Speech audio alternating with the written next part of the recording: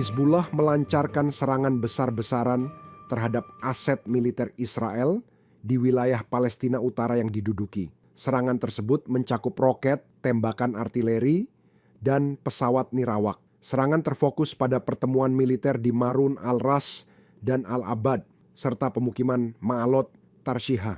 Mengutip Al-Mayadin, pesawat nirawak Hizbullah menyerang tentara Israel di Avivim dan Marun al-Ras. Selain itu, serangan juga menargetkan pangkalan pelatihan di Karmiel, Goren, Shagra, dan Krayot.